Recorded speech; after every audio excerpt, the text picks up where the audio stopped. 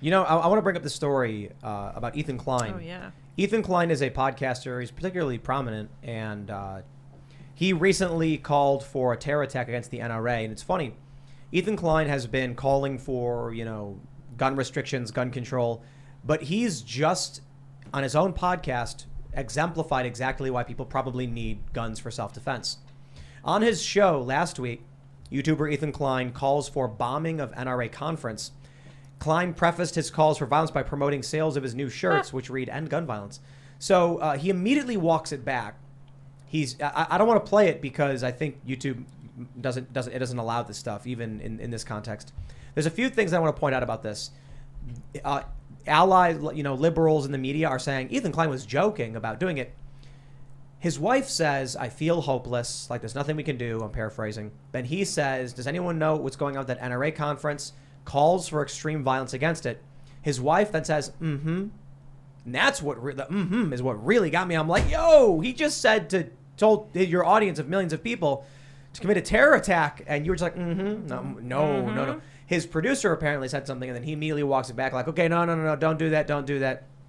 Apparently during the show as well, he told people to fire guns into the air. What? And then when he was also told, like, "No, don't do that," the bullets come back down, he said, "Okay, well, blanks, just fire blanks." He called for sticking a piece of wood into the Texas governor's wheelchair to cause him physical injury, I guess. The video ends up getting taken down. He's been suspended from YouTube for a week.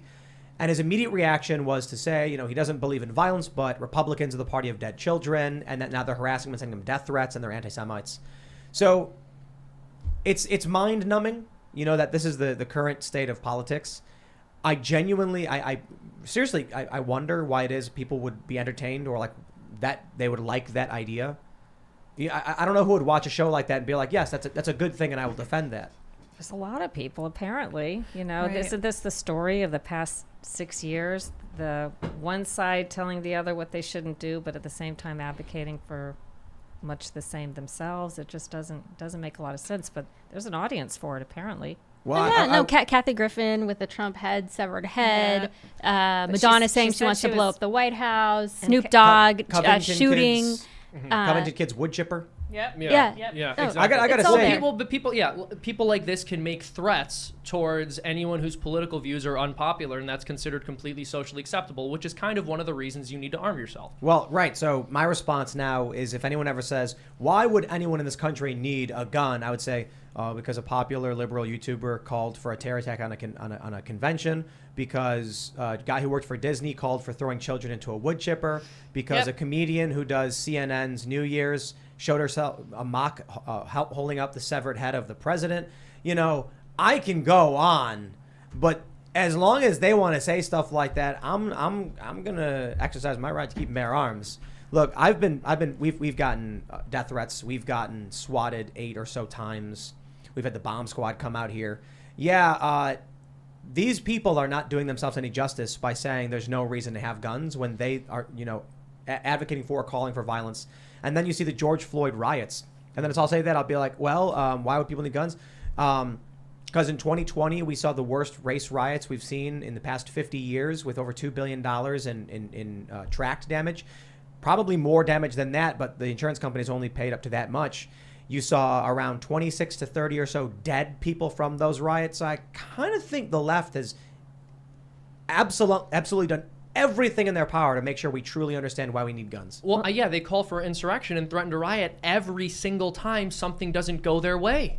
But we remember what happened also during the riots when the police were called. They wouldn't go into some areas. You were left to your own devices. Mm-hmm. There were business owners that thought, all I want to do is kind of guard my storefront, and I'll call the police if there's an attack. And they did so, and the police couldn't or wouldn't come in there. So, that seemed to prove the point. And then you have David Dorn, who was murdered, trying to protect, he was a retired cop and tried to protect his friend's pawn shop during those riots, and he was murdered, so.